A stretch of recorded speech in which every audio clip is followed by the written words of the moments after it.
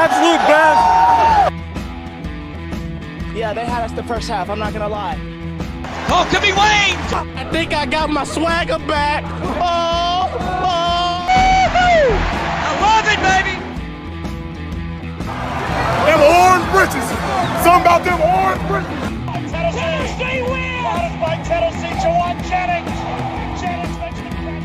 Ball hit high in the air into right field. Going back is Sayre. And Tennessee can say hello, win column. A grand slam in the bottom of the ninth. You can't draw it up any better. We just won a basketball game, and we're very happy right now. McGrath for the win. He got it. If you don't like college football and you watch this one, I'm not sure what your problem is.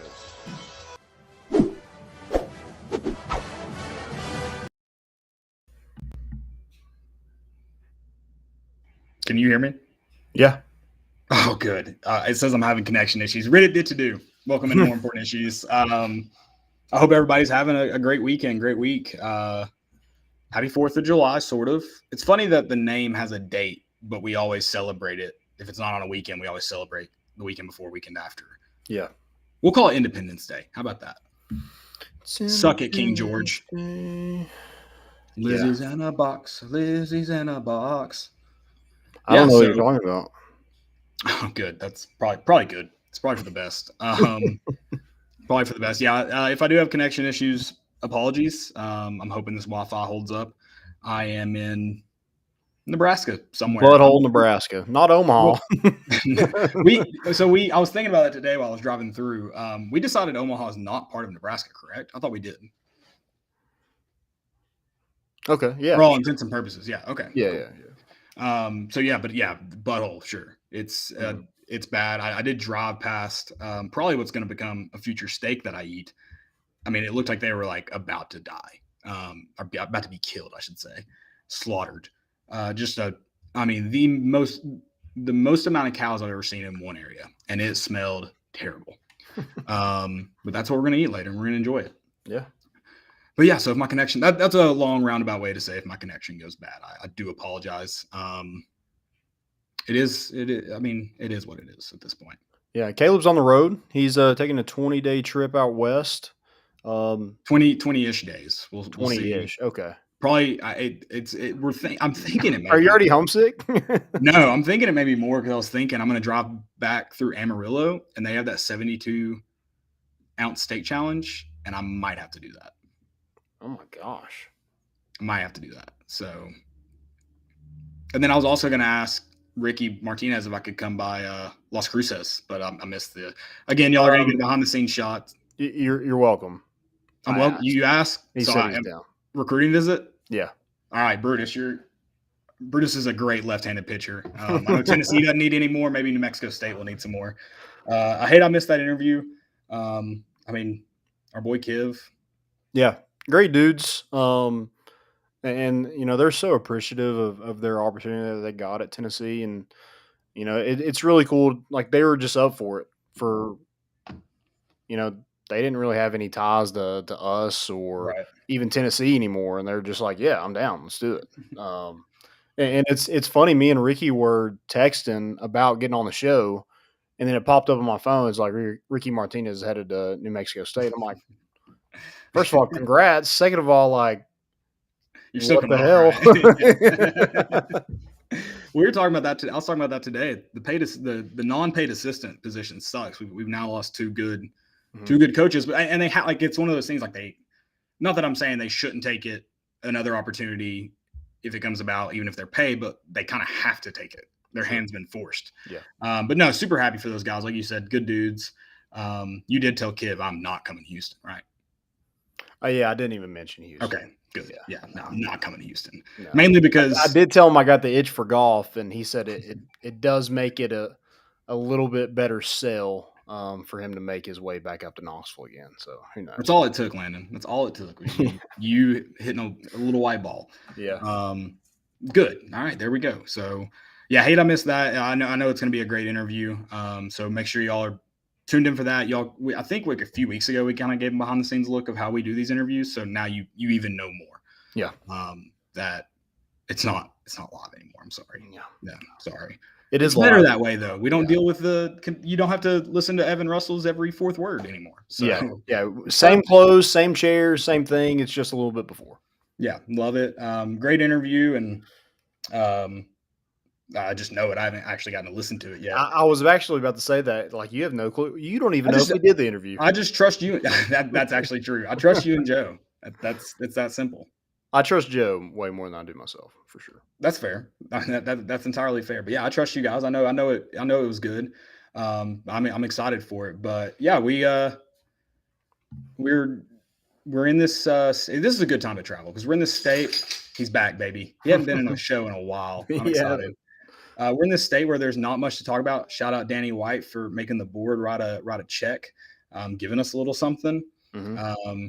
I have been thinking about football season a lot because I drove past Ferret Field last night. Obviously in Columbia, Missouri.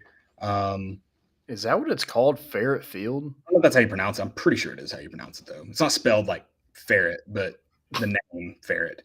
So it kind of got me fired up. Also, I hand up, and I may still be right. Columbia, Missouri might be a sneaky, underrated, good town. Like if you're going to play SEC football, hold on, hear me out. The town itself isn't great, but you're roughly 2 hours from St. Louis and Kansas City. Joe said both sucked, but you're 2 hours away from. So again, I could still be right. You're roughly 2 hours away from each of those. That's an NFL stadium, 2 MLB stadiums, and an NHL stadium. That's that's pretty cool. I'm sure that's the only thing they're selling, which is unfortunate. Which, to be fair, you don't have that in the SEC, like anywhere else in the SEC, except maybe I guess Oklahoma now, who has Oklahoma City. They don't have. They just have an NBA team. Knoxville, it's like Atlanta's 3 hours, Nashville's 3 hours. Yeah, it's not. Knoxville's. I thought about that. Knoxville's not bad, comparatively. It's not. But yeah, no, I was just like, honestly, not. If Columbia wasn't so far away from Knoxville, I'd probably feel differently. Columbia, South Carolina's way worse, I think. Oh, yeah. Well, they get the beach. They are closer to the beach. That's good. But it's still like 5 hours, 4 hours to the beach. So, man, it's like Myrtle. True. Yeah. Myrtle might be a little bit closer, but it's Myrtle. Yeah. So yeah, you don't win in that at all. But yeah, I've been kind of like hyping myself up on this drive where it's just me thinking about college football. That's it. I love that. Yeah. Yeah. So it is what it is. But also the board, I know we're not talking about it because we kind of already knew the renovation plans. Well, I guess we kind of did for baseball, even though they got upgraded. But I mean, football's renovation their budget got approved. Mm-hmm. So we got to look at that as well. So a lot of stuff happening. Everybody's just approving everything. Maybe we should slip in something real quick. Maybe like a tailgate van to see if that gets approved. Ooh, that's a good thought. Yeah. Randy Boyd is just like suckering everybody out of money. Like, why don't we just get in on that action? Right. Yeah. Shout out Randy Boyd. I did throw our name in the hat. Richard G. West, the most reliable source on campus, said that they're going to auction off naming rights to the stadium. Well, our bid is $0, but more important issues stadium would look phenomenal. Or more important issues field. We'll go field. How about field? Yeah. Or just like I'll take a base. Like that's kind of honestly, they probably should sell bases. That's not a bad idea. Yeah, just like our logo on the back of the base. That'd be sick. You don't even have to put our logo there. Just let's just what do we got dibs on first, third, or second? Or do we take home plate? Oh, that'd be cool. Yeah, let's get home plate. Let's take it. More important issues, home plate. It's ours. Dibs. I love that. Yeah, we should definitely do that. But yeah, it's $8 million naming rights. Yeah, yeah. So, how many people fell for that? I didn't never go through the replies. How many people are like, this is absurd. It's ruining athletics. So the $8 million is real. Oh, they're doing naming rights? Yeah. So they're taking Lindsey Nelson off?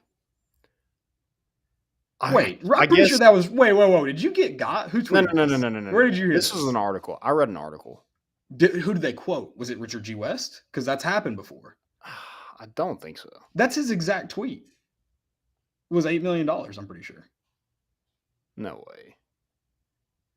I'll find it. We do have a good friend to talk about. Let's actually get into the show. Okay, that's fine. That's fine. You got to keep me on track here, especially tonight. Like I've been in the car all day. I'm juiced. I'm amped. Yeah. Okay. Good friends. Yeah. Speaking of moving and upgrading, Underdog is Knoxville's best sports collectibles store with a wide selection of UT cards, autographs, and memorabilia. Whether you're looking for a Peyton Manning autographed helmet or the most recent Topps baseball card release, you'll find it at Underdog. The shop is owned by UT graduates and proudly supports UT sports by hosting NIL events throughout the year. Stop by the Western, did we ever find a name for it? And I don't have the address on me. You're not going to stop by the University Commons Shopping Center anymore. You're going to go to a different plaza. Oh, that's right. Somewhere on Western Avenue. It is no longer next to Publix and Domino's. They're open 6 days a week, though, with live YouTube shows 3 nights per week. Remember to always bet on the Underdog. Guys, they're bigger and better than ever. They've added some stuff to the store, too. They're not just sports anymore. They've added some comic books and some other collectibles. 4452 Western Avenue, Knoxville, Tennessee, 37921. Yeah, might be a Domino's out there, so maybe still next to Domino's. Yeah, maybe. It's possible. I think it's over there by like Club 4. Okay, perfect. So Joey did say it was on Knox News. Yeah, it's in the same shopping center as Club 4. Okay, so he didn't say I thought he said that in his tweet. He did take a screenshot of it. Okay. It says one of the potential revenue sources, so it's not confirmed, I guess. Yeah, so I guess if somebody offers $8 million, they'll let them put their name on it. I don't know. I guess. Okay, go higher than that. To rename, if it was brand new stadium, $8 million sounds fair. I think it should be higher. Last time we asked for more money, Danny did it. People forget that. What's a good number? I think bidding more. It should be an auction, actually. Don't give them. Yeah, all those people that buy a porch should have to auction it off. That'd be. We're going to start it at $8 million. Actually, we should just call businesses and be like, "Hey, your rival, like, hey, Kroger, Food City is offering $8 million. Like, do you want in on this? Wait, do you want the chance of being named Kroger Field? That was as soon as I said, I knew it was the wrong thing to say. Publix, I'll go Publix. Okay. Okay, there you go. Classy, I like that. Yeah, classy. Well, hey, Weigels, Casey's is over here wanting to. There you go. Yeah, I think we should do that. We should make our own bidding war. Yeah, let's start doing. Yeah, new project. Joey cold call someone right now. Joey cold calls. Call like Weigels right now and just say, "I want to speak to your CEO." Just say that. Just start calling businesses and say the lady's like, "I don't even know who your CEO is." One of my favorite ones. I won't name names. If you've ever talked to customer service and they escalate you, I'm sure everyone in East Tennessee has talked to Comcast customer service at some point. And he'd been escalated a couple times, and he finally was like, "Let me speak to your supervisor. Like, let me speak to someone above you." And they're like, "I am as high as it gets." He just stops and he goes, "You're telling me I'm talking to the CEO of Comcast right now?" I was like, "That's on. That's one of the better customer service calls I got. Yeah. I've heard." But yeah, no, I think we need to.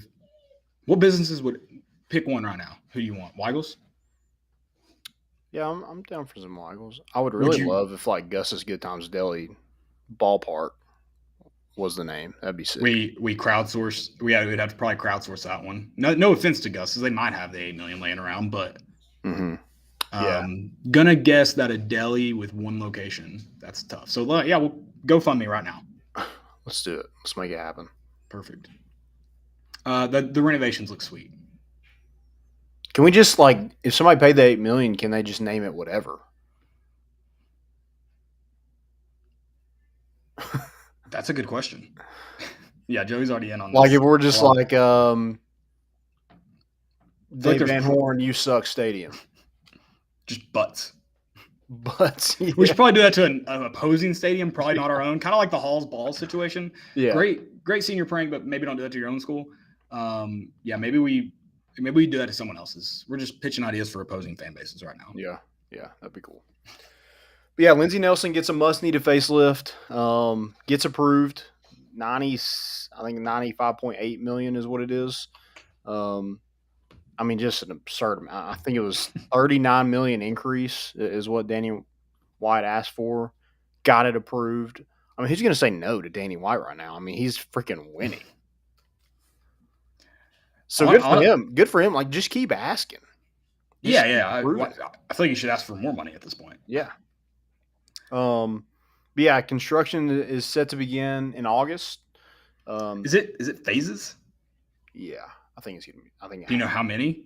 Yeah, it has to be, especially starting in August. Yeah. Which is kind of, and I guess they had to wait for a board meeting to get this total, but shouldn't that be the most important board meeting? I mean, shouldn't like you be able to cancel everything else and be like, hey, this needs to happen? Because I heard rumors that cranes were supposed to. Which, I mean, why does it take so long to get a crane in East Tennessee on the University of Tennessee campus when you don't even need a crane? But construction equipment, 8,000 on campus right now. I know. Maybe there's a limit. You can only have so many in a certain radius. Yeah.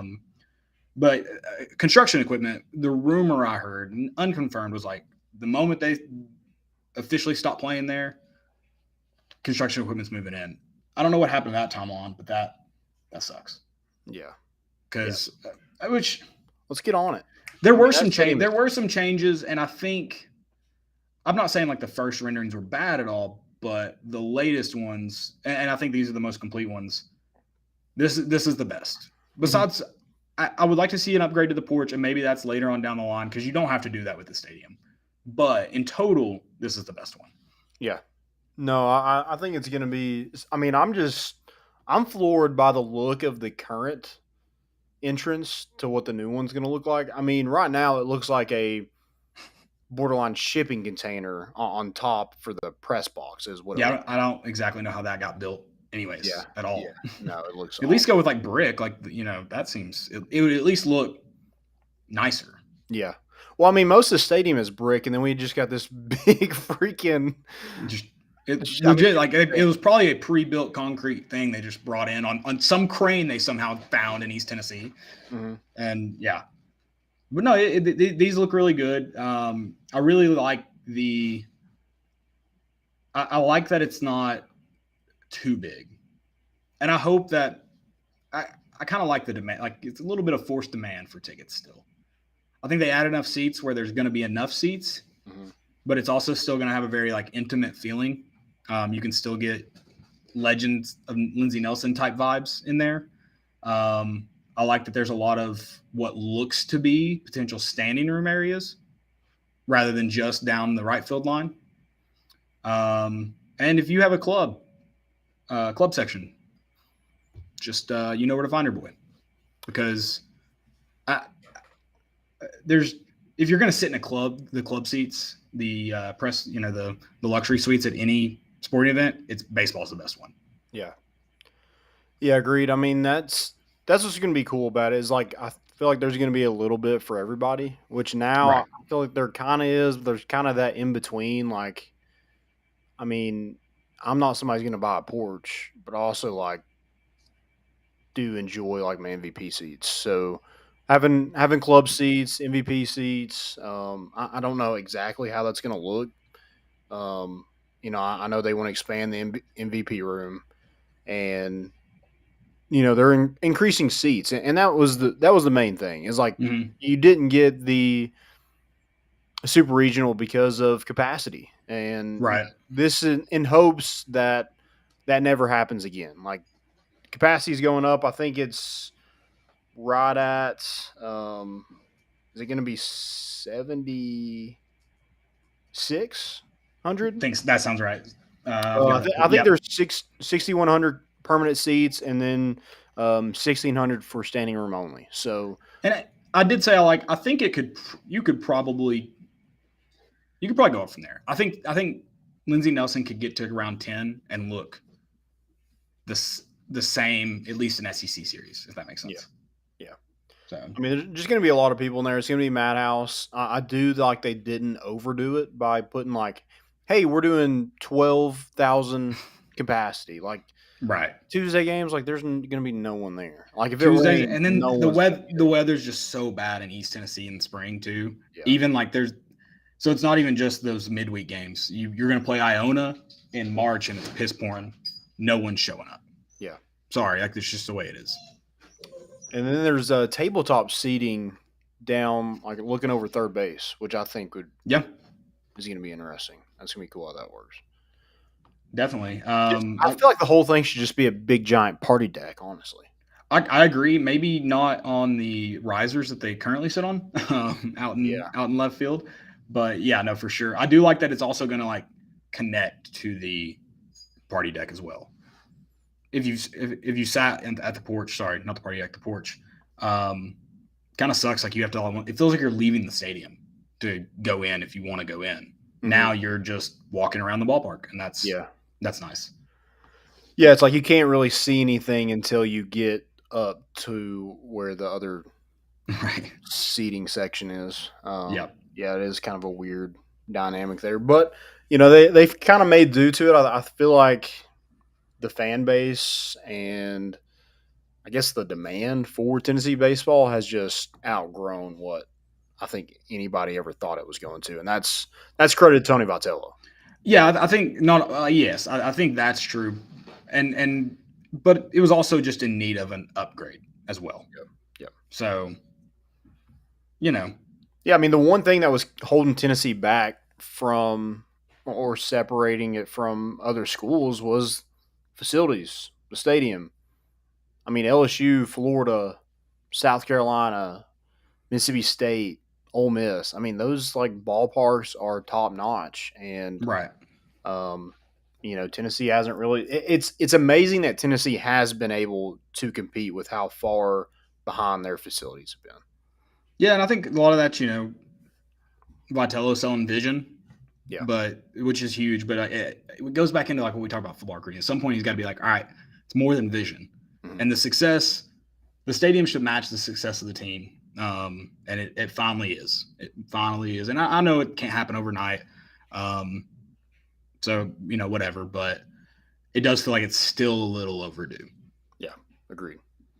The away team bullpen is sweet. I also like that. I think it's in a cool location, but as for it being the away team, I also like that it's like almost out of the stadium. Yeah, like they almost have to take a bus to get to the stadium. like half of it's like on the corner of the stadium, and then the other half it's not. And I love that. I love that it's beside the porch. It's always been close to the porch, but it's literally like, hey, we're going to give this reliever hell before he goes in. Oh, yeah. I mean, you should, like, if you open a pack of ketchup wrong, some of that should go on into that. Yeah, 100%. I'm not saying to do that, but, like, if it happened, no one's going to complain. Right. Sorry, opposing fan bases are going to complain, but they're going to complain about something anyway, so who cares? Yeah. Also, there's a really rowdy porch that's on the left. So if you're facing it from your seats, it's on the right side of the porch. Mm-hmm. Can we move them to the left side of the porch for that reason? Yeah, maybe. I'm down. I'm down for whatever. Perfect. I just can't wait for the actual stadium to be here. I don't know when it's going to be. I don't think anybody really does. And, when stuff like this happens, especially at the University of Tennessee, it just seems like it takes a lot longer than it should. So, I mean, look at Alcoa Highway. I'm all for hating Alcoa Highway. I'll say this. It's way better now than it's ever been. And it's right, but it did take them 10 years to finally get it. It did. It did. And it's still like 45 miles an hour on a 3-lane highway. It's like, what are we doing? I have seen some funny tweets. It's keep working on yourself like Alcoa Highway does. Yeah. I love that.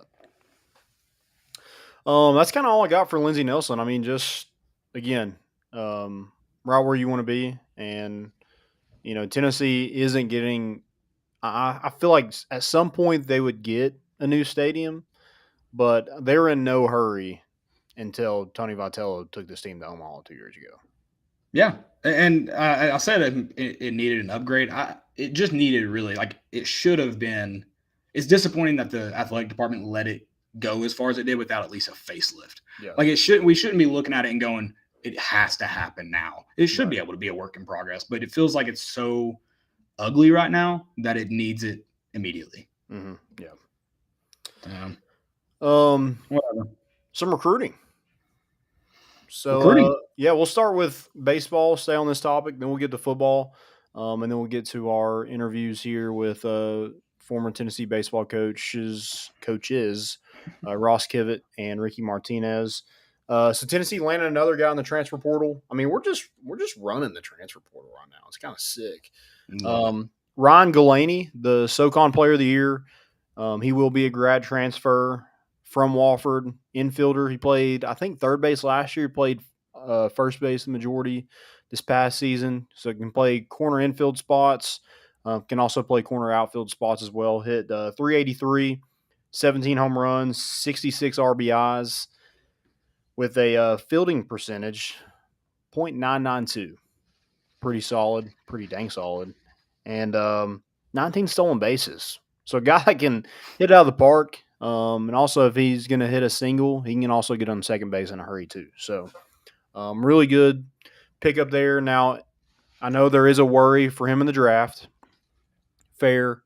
But I did kind of hear this today. It's like it's not a Reggie Crawford situation where, like, if he's getting this round, he's gone. Right. I don't think – I mean, he is an older guy, so I know that money isn't going to be, what it would be for, a junior coming out of college.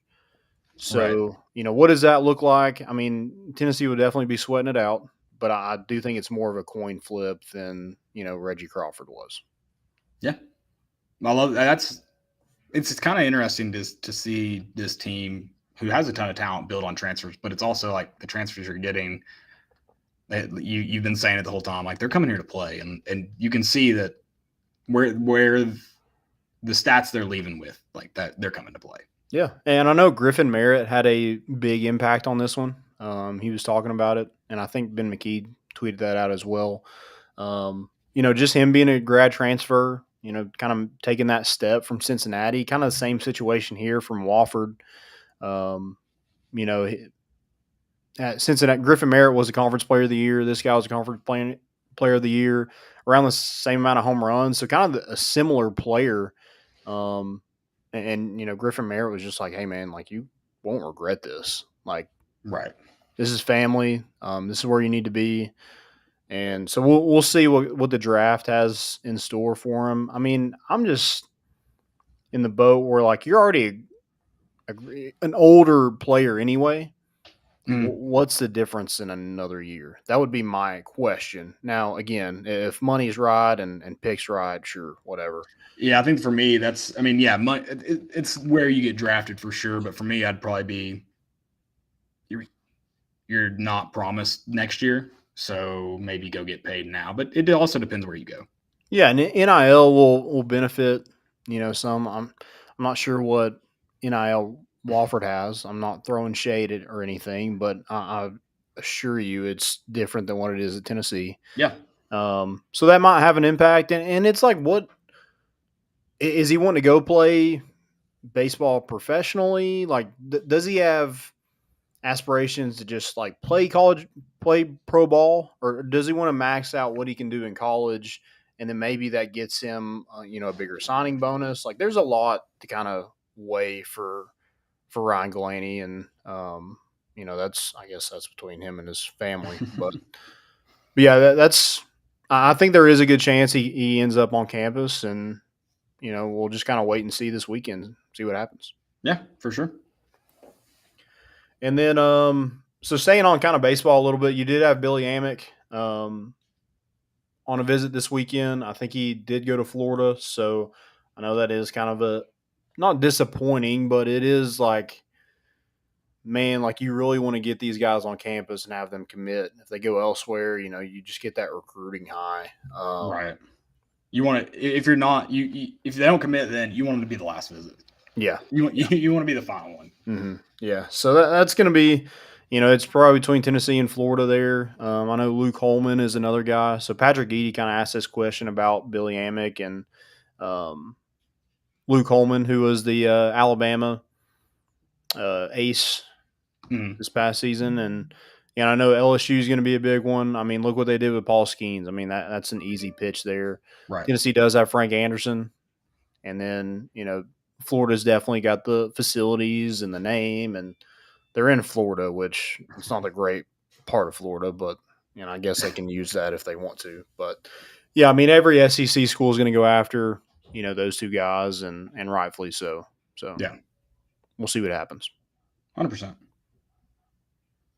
And then football recruiting. Braylon Staley, 4-star wide receiver, commits to Tennessee. It's Tennessee's first wide receiver in this class, which is kind of surprising. Yeah, that is. Wow. I didn't realize that. Mm-hmm. Well, they've had 2 committed. J.J. Harrell committed. Mazeo Bennett also committed, and then they decommitted, which right. Whatever. That's recruiting, I guess. But, yeah, 6 foot, 180 pounds, top wide receiver in the state of South Carolina, which is kind of odd that Mazeo Bennett was committed also out of South Carolina. But Tennessee then goes and lands, a player recruited above him. Not much, but, a guy from Aiken, South Carolina. He can run. I think he's a 200-meter state champ, also state champ in the triple jump. Can go up and get the 50-50 balls. So a really good athlete. And obviously, who doesn't want to play in this offense? I mean, right. Blitnikoff. And the guy was from South Carolina last time too. Yeah, that probably helps a little bit, right? I can't remember. We're big geography guys. I can't remember exactly where Aiken is. Otherwise, I would talk about its relation to Dutch Fork High School. Is Dutch Fork the location? I know it's just outside Columbia. Irmo. So I'm not again big geography guy, but a little scrambled brain from being on the road for so I've had to connect a lot of dots. That's what I was going to tell Kiv. I feel like I was doing a expanded degree of Tennessee baseball tour. I drove past Omaha, drove past Manhattan, Kansas today. Speaking of terrible places to live, I meant to tell you to ask him about that. It just doesn't look fun. It's an hour away from Columbia. Okay. So okay, pretty close. Is it low country? I don't think so. It's not quiet. Low country in terms of near Charleston, that area. No, it's further near Augusta, Georgia. Okay. Yeah. Okay. I feel like you were pointing up. Sorry, I was trying to that way. We're big geography guys. We got to get it right on here. Yeah. But yeah, landed him. Obviously you have some ties with Ryan Wingo, Mike Matthews. And no faux drama out of that South Carolina commit either. Nothing made up to make it interesting. Just committed. Yeah. Yeah. Officially visited here, I think, last weekend and made his decision. Ranked, I'm looking at 247 right now, ranked 120th in the country, 23rd wide receiver in the class, number 2 player in the state of South Carolina. So, right, just dipping in South Carolina a little bit, and still in top wide receiver. And the last one worked out pretty well, as you mentioned. Yeah, for sure. All right, we want to get to our interview with Rickey Martinez and Ross Kivett. Yeah, we'll see you guys on the other side of this. Make sure you tune in for this great interview. I know it, even though I'm listening to it for the first time as well. It's gonna be fun. Yeah. Welcome on to the show, VFL, former shortstop, and now former coach, Rickey Martinez. Rickey, thanks for coming on, man. I appreciate y'all having me. Yeah, I like the gold chain. I'm supporting it. Gold chain gang. Appreciate Joe, you got yours on? I got mine. We got to get you one. You got to prep me before the show, dude. You got to let me know. I'll bring it. All right, got you. So Rickey, kind of a whirlwind for you. You said you basically got back from Omaha and had to pack your stuff and moved to New Mexico. Is that a place where you ever thought you'd move to? No, not really. But I was open to anything. Kind of, that's just kind of how the coaching game goes, and that's how it was in baseball as well, man. So just kind of looking for an opportunity, and this one came up, and just happy to have it. And so you played for the New Mexico State coach while you're at Sacramento State, correct? I did, yeah. He was the pitching coach there in 2017, and for some time after, and then he spent the last 4 seasons at Oregon. So we kind of have a little bit of a personal relationship already developed, which obviously makes the transition a little bit easier. Yeah. So when did you kind of know you were wanting to get into coaching? Was it, playing days at Tennessee, or was it before that? When did that kind of come about? I think before, to be honest, when I was a player, I talked with Coach Elander about it, and I think he had a similar mindset where when he was a player, he had told me that all the drills that he had been doing as a player, he was taking notes because he knew he wanted to get into coaching. And I kind of remember having that talk with him at Tennessee, and so I did the same thing, while I was playing, whether it was pro ball or just kind of going through the college ranks as well. I was always jotting down stuff to see, what worked for me. What did I respond well to? What did I see other people respond well to, and vice versa? What did they not respond well to? Just to, again, kind of start molding like a coaching style, if you will. So I think it was well before, years and years before I actually got into the coaching game, obviously. And then when the opportunity came from Coach Vitello to hop back on staff there at Tennessee, man, I jumped on it. Yeah. So how was that kind of like? Because you played with some of those guys. So is that a weird kind of transition? Be like, I'm kind of coach, but I'm also one of the boys too. It was. It was because, especially last year, right? A lot of the guys that were on the team, like Jarrell, I took him on his visit. So we were engaged in extracurricular activities, as players and stuff like that. And so coming back on the coaching staff, it was a little weird, but, to be honest, I kind of liked that role because it was more of like a big brother role type of deal. And, I think they respected me as a player. And so if I was going to put them on game as far as any type of instruction, man, they really responded well to it. So you played shortstop probably your whole life, I assume. First of all, was it weird going from 12 to 15? Is that a weird jersey flip, or and then like would you rather turn two, like in the hole, or would you rather hit a double at the plate? Well, first question, the jersey flip, it didn't really matter, man. I kind of bounced around schools and stuff, so I always had kind of a different number everywhere I went, pretty much. And then definitely turn two. I was always a defensive guy, so hitting the double was cool, but for me, I was kind of in the mindset of, in order to stay in the lineup, I needed to dive and play or something spectacular on defense. That was kind of where I was adding the most value as a player. So, and I understood that. So to me, crisp double play for sure. Okay. So you had a big hand in kind of the infield these past 2 years, especially when Kiv left. I know we'll get him on in a little bit and tease him about that. But so Maui Huna had kind of struggled at the beginning of the season. I think he'd be the first person to admit that. What did you see from him in, his development over the course of the season?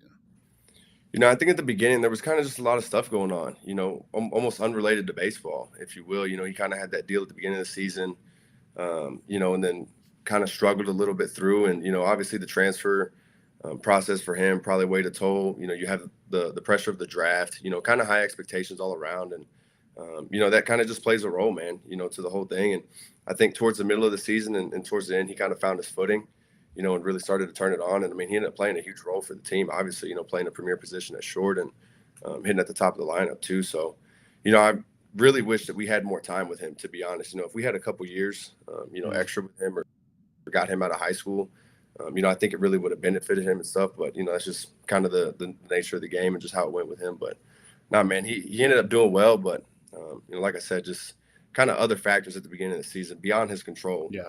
I think we're weighing it down just a little bit. But, he ended up turning it around for us. That with Maui and then you and then also our good friend Chad Zerker, some of the best shortstops that we've ever seen. Our good friend Connor Pavoloni said you were the best shortstop that he's ever been around. Where would you kind of rank you, Maui, and Zerk in terms of shortstop? Man, well, Zach heard or Zerker, he had the bat, man. He had the bat. So, I mean, that's an X factor when you're talking about short. I think Maui could definitely swing it better than me. I think both of them could, to be honest. So, I think I was good at dominating the routine play. Maui was going to make the crazy one. He had one at LSU against Trey Morgan that went to review, and he ended up beating it out. But, something like that I would have never had a chance at making, kind of the Jeter jump throw thing he did. And then Zerk, I didn't get to see him on defense, man. I never got to see him in action and stuff. But from his BP, I can only imagine that he was a solid shortstop. So, humbly, I'm going to put myself at 3. I'm gonna throw those 2 and let them duke it out for 1 and 2. All right. I was going to have you be number 1. If you're going to say that, I wasn't going to argue. So, but yeah. So Going back to this season a little bit, the Vanderbilt series, that was kind of the turning point in the entire season. Is there anything besides that game that, maybe behind the scenes that happened, or what was the kind of the reason for that turnaround? That Vanderbilt series, that's the same turning point that I would say was. So I agree with you with that. And really, I don't think there was anything behind the scenes that happened. There wasn't any kumbaya meetings that, everyone kind of started clicking and just vibing together. I think with that particular series and kind of the way that Friday night game went, we had KT come in for a pinch hit in the ninth and hit the homer, and then Dreiling down to his last strike, very similar to how Denton was there at Clemson, hit a homer to tie it up, and then we walked it off on that Friday night game. I think from that experience, the team started realizing, okay, it doesn't matter how the game is going, we're never out of it. And again, that was just a theme that kind of carried on, especially in the postseason with that Clemson game. I mean, that was a dogfight back and forth, pulled it out at the end. And then Southern Miss, same thing. We were down, lost the first game, came back in the next two. And then the Stanford game there in Omaha as well, that kind of just became the theme of the team, I guess, if you will. Yeah, we're never out of it. Right. And it was kind of head by Dylan Dreiling's just golfing one out. Golfing right off the ground, man. It might have bounced. You know what I mean? It's crazy. Crazy. Rickey, I was curious. You were talking before we went live about getting schedules for recruiting and stuff. What's that difference kind of like being, obviously as a player being recruited, and then transitioning that to the coaching side, and if there's any like factors that you appreciated in recruiting that you carried on or anything like that? Yeah, it kind of comes full circle, just starting to get into it a little bit, obviously, but it's crazy because as a player, you're always wanting to be wanted by people, right?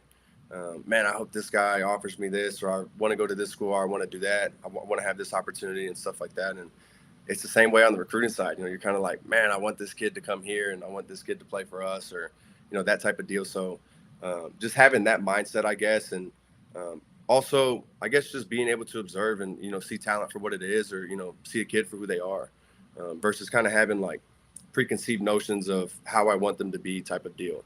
You know what I mean? Just, again, talent evaluating across the board for what it is and stuff. But this will be really my first time going out on the road here soon, this month of July and stuff. Obviously, I can help out on campus, there at UT and everything. But, yeah, the traveling part, I think definitely just the time that it takes away from whether you have a family and stuff like that. I mean, it's a lot. It's demanding and stuff. So I kind of have a lot more respect, especially after seeing, Coach Elander, Vitello, and, Frank do it full time. I mean, they're always on the road nonstop, looking for the next guy, looking to make the team better and just help the program thrive. Yeah. How does that work with like scouting? Like, do y'all get like a list, or is it just like, relationships? Like how does that kind of work? I think a majority of it's through relationships. You have people that you trust that kind of put you on of, hey, I got this kid over here and he's doing X, Y, Z, or something may fall into your lap where you just, find a kid type of deal. But I'd say a majority of it's through relationships and kind of who type of deal. Yeah. And then obviously you're trying to find the right mold of kid as well. The talent's going to be one thing, especially at a Power 5, right? The talent's kind of at the top, all around. And so you're kind of trying to find character traits, that'll fit into whatever you're, trying to do, because every team's going to have their own thing. Every team's going to have their own thing that kind of makes them click. And so talent's one thing, but finding out how they're going to fit into the clubhouse and in the locker room atmosphere is also important too. So is that your goal you want to steal a recruit from Tennessee? Like if you get to that point, you'll make it. No, it's funny. I was joking with Kiv. I was asking him like, hey man, what's your schedule like? I'm gonna talk to whatever kid you're talking to, just try and swoop him from you and stuff. And he was joking with me, and he was like, my schedule is to never run into you. That's so I was like, all right. Yeah, he texted. He was at West Palm Beach while we were at LSU for the football game, and he commented on our stuff and was just like, he's like, what are y'all doing? And I was like, why are you in West Palm Beach? He's like, some of us have to work. So he was working in West Palm Beach, I'm sure. So right. So what kind of was your favorite part about being a part of this program, player or coach, or even both? There's probably so many moments, but I'm sure, like, what was one that really meant something to you? Wow, Yeah, that's tough, that's a man. deep question. I do apologize for that. It is, especially with last year's team. Favorite part, I would say, is obviously going to be the relationships. The game is the game. There's going to be strikeouts, errors, so on and so forth, wins and losses and whatnot. But especially after leaving, even immediately, as soon as I was packing my stuff up and driving, I was like, man, I'm going to miss these people. Everyone, everyone that's involved in university, just rolling around and meeting new types of people. I mean, Tennessee's a special place, especially with the fan base. I mean, it's unmatched, to be honest with you, as far as how much people care, even that aren't directly involved. Like I said, just fans, regular people that are hanging out in the city and stuff. Again, favorite moment, man, that's tough. Like if I had to, put it down to one, just really Trey. I mean, man, I don't know. Trey Lipscomb's entire season, as well as Darrell Ortega's. That's probably my favorite moment, I guess. Just those two cats, Cortland Lawson as well, man, and really just because I got to work with them day in and day out. It's kind of why I would pick those three. Luke as well, but I don't think Luke's season was a surprise by any means. I think the other three was kind of like, man, they over delivered in a really good way, from a production standpoint. So. Yeah, man, just the infield, the infield guys. Man, well, and like how they did last year. You mentioned those three guys, and like that's something you don't see very often, especially now with the transfer portal. Like if people aren't playing, they're dipping. They're bouncing. Yeah. So I mean, it was really cool to see them. And I guess good for the program. Like they can be like, hey, selling point. If you don't play this year, hey, next year we had Trey Lipscomb, Darrell Ortega. Kind of wait their turn. And this is what happened to them. Right. Now, and I think that speaks to 2 points. One is the development side of things. Obviously the guys weren't good enough to break into that starting lineup at the beginning, and some of that's not even a testament to their skill level. It's just a testament to the people that were before them. Like Trey had to sit behind Andre Lipsius and Jake Rucker. Like those are two All-Americans that he was kind of waiting and, buying his time behind. But behind the scenes while he was waiting, he wasn't just sleeping, or, slacking off. He was developing, and that's why he had the season he did. And then the second thing with people staying there is going to be the relationships they build, right? Like they don't want to bounce and go to a new spot, even if they may have the opportunity to hop in and play right away. The people that they're around kind of mean something. They may mean more than, just getting right in and playing the game. They want to be around, kind of like what I was alluding to with bouncing. What made leaving so hard is the people, man. The people are special that you're around. So, that's kind of why some of the guys wanted to stick it out. Yeah. I was wondering what value or practice or experience or something happened at Tennessee, both as a player and part of the coaching staff that, was prominent enough that it'll, you'll carry with you for the rest of, your coaching career and onward.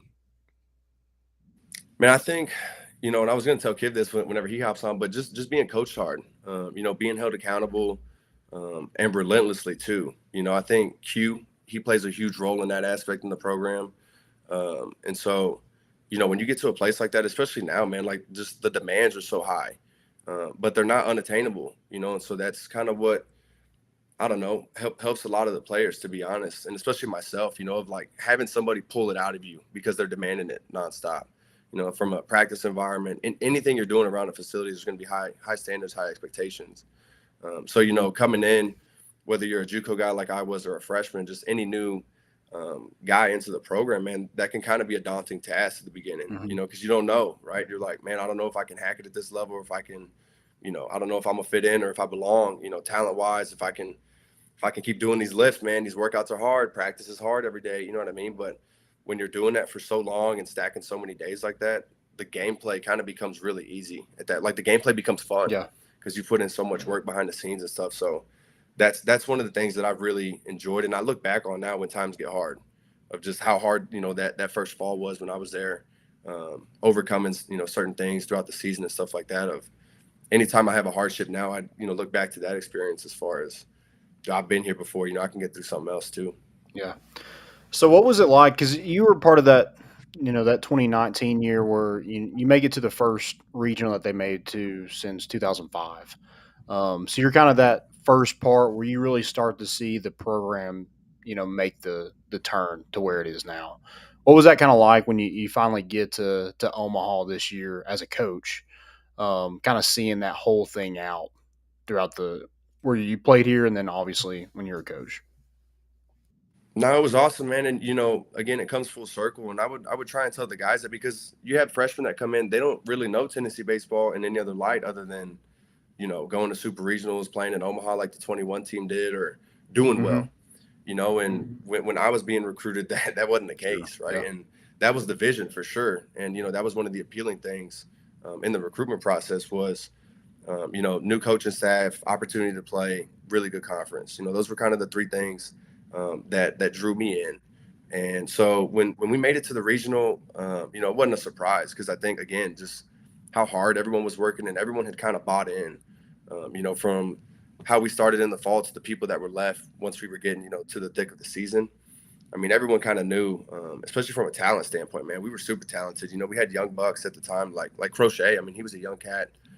Alaric was a young dude, but I mean, just super talented kids, right?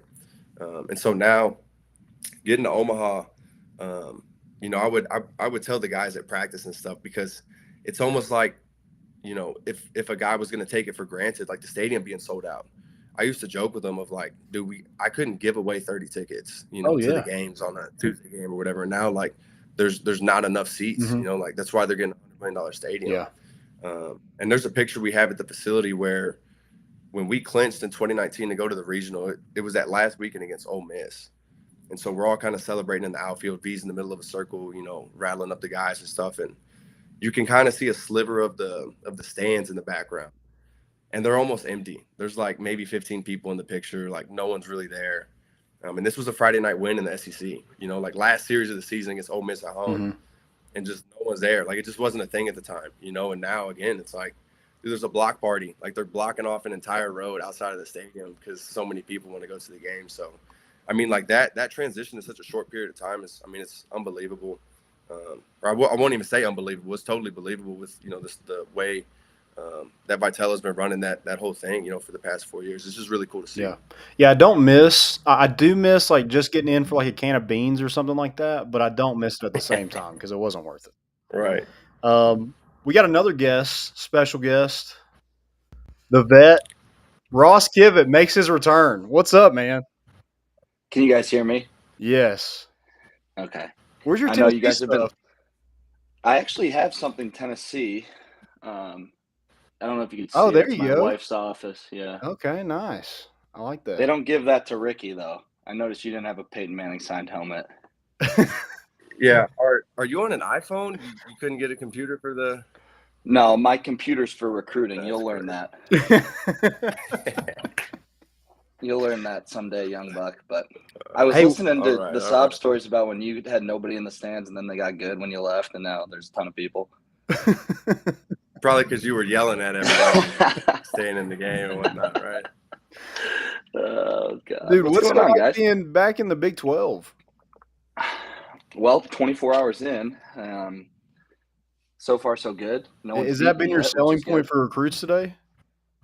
Yeah, absolutely. Absolutely. It's a completely different playing field now, which is awesome. But trying to get the next Rickey Martinez. We need someone that's going to come in and play shortstop. So you going JUCO or are we going high school? I think it's going to end up being from the portal. I mean, you guys know about the portal. Obviously, Tennessee does so well in it, and that's kind of the name of the game now, is to have a veteran, someone with D1 stats and experience in order to compete in this level. And we'll see. We're in on a few of them, but nothing cooking right now. We got a good one that we can't talk about until he signs his papers, and then hoping that we can get a little bit more depth on that infield. I like that. Well, Kiv, we will have to give Caleb crap. He's on a road trip out west right now. So okay. He told me he was going to be back at 7 to his hotel room. He's literally just him and his dog are just 20 days out west is what he's doing. Nice. Just out of the blue, just went. So he's supposed to get in his hotel around 8, he said. So we'll see. I don't know. Yeah, you never know with him. So he hated. No, that's okay. But we might just have to FaceTime you one day just to get his fix in or something. Yeah, he posted something today that was that about his road trip? Yes. Yeah. Okay. Yeah. I follow him on Twitter still. He's a good time. He's a good follow. I was looking at our old tweets at each other, and I like Cougar Kiv, but something about Rocky Top Ross was just different. Is Caleb gonna stop in New Mexico and say hi to Rickey? I asked him, and he said if Rickey said he'll give me a tour, I'll drive down to New Mexico. That's what he said. He should. A good recruiting coordinator would. Yeah. Bring him in. You never It's know. already scheduled, the route and everything. Starting the relationships, right? No doubt. How is Rickey? What are you doing? Are you back? Are you there now? I'm just taking over this podcast, this Vols podcast, asking you questions to catch up. I'm in the hotel kicking it. What was that shortstop's name? I'm sure you will. I'm sure you would. Yeah, I'm out here in Las Cruces, just hanging out right now, getting some stuff scheduled, and I got to find a place to live. So I'm still looking for some housing. So. Well, you don't need Vitello wouldn't have a place to live until end of August when the recruiting period's done. So do what you're told. Yeah, there's an Adobe out here somewhere, that I can hunker down in. Yeah. So, oh man, Kiv, you'll always be remembered and cherished from your outburst in Omaha, or whatever you want to call it. Outburst in Omaha sounds like a newspaper article headline. So Rickey, we get that from you at some point in your career. Hopefully it's probably in Omaha. Yeah, that would be neat. I don't know if I'll go with the clipboard slam. I think I'm gonna go with the helmet, the skull cap. Okay. Maybe try and get a bounce pass back on and just throw it right back on like it didn't happen. I think that's gonna be my move. I haven't practiced. It's gonna be a heat of the moment type of deal, but we'll see what happens when the time comes. Was Alabama kind of close? I know you were kind of you're kind of adamant in that moment. Kind of before Vitello happened, obviously, but there were some words exchanged, correct? Yeah, it was getting rowdy. Yeah. It was getting rowdy, ready to rumble, but we kept it poised, and someone got yanked, so it was short lived, but who tossed Vitello? You never know what you're gonna find out there. Your boy Jeff Macias against Alabama this year? No, last year. This was last year. Last year. Oh, yeah. That's when the. No, the we didn't play game, Bama right? this year. Bumpgate. Yeah. So have y'all made up? You and Jeff? Me and Jeff are fine. Me and Mike, I don't think we'll ever make up. Okay. So y'all haven't talked since. No, he's ref. He is a ref. He's on some games that I've had, but we don't talk or shake hands or acknowledge each other. You don't have beers after? No. I'm Italian. I hold grudges. So I'll remember that one forever. But so Joey, you want to get in on this? Have you met Joey before? No, I was just about to say. I thought Joey was Caleb, and then you said Caleb's not here. I'm like, damn. Yeah, this is our producer. He spends a lot of time in Ohio, so he met a girl from Columbus. So yeah. But she goes to UT though, right? Yeah. Oh, good, nice. Yeah. She found. We converted her, dude. I'm trying to pull her apart from the Buck fan in her. So her dad doesn't like that. I'm a Michigan fan, so we can't have any of that. That's fine. As long as I hate Penn State too, so I think we're all finding common. Very fair. So when we meet in the college football playoff this year, Tennessee and Michigan, Ross, who are you cheering for? Come on, that's not even a question. Me and you text about this all the time. It's going to be Michigan. It was tough when I was with Tennessee. I mean, my dad's a season ticket holder. I have to go. He's like you, but like 20 years older. Well, he doesn't have a podcast. He needs one. He can hop on anytime. If you would have been there for the Alabama game this year, maybe that would have changed your fandom a little bit. What do you think, Rickey? Yeah, I was telling people from the get-go, as soon as the game started, I was like, I'm going to be down on the 47-yard line on the home side. As soon as the game started, I was like, watch, I'm going to be on a 47-yard line. Yep. It's like, if y'all see me on the field, it's 47-yard line. I ran down there. That was nuts, man. I never seen the goal pole almost crushed me because it wasn't like tall enough to duck under and it wasn't low enough to go over. It was like midline when it was rolling through, and it wasn't stopping. Like, people were just shoving that thing through. So there was a business decision to be made, man. You were either going to try and hurdle it or go down and risk not coming back up, man, just getting trampled. So I think I got some it is hair down there. shaved off of me. I got a little taken off the top with the goalpost there. It was nuts. Hey, how does that happen? Like, I know that sounds crazy, but I was at Tennessee during the Jeremy Pruitt era, so we didn't win anything. But what happens when the goalpost goes down? Does it like crack? I mean, how does that work? It just like it's a crack. So like the post, it just snapped pretty much. That's kind of crazy. Yeah. Ruthless. Ruthless. Were you smoking a cigar, Rick?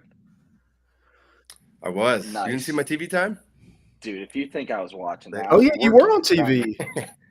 Yeah, they panned on me and Trey were right there, front and center. Were you guys really? Yeah, it was a good one. Oh yeah. Do you have a video of it? Oh yeah.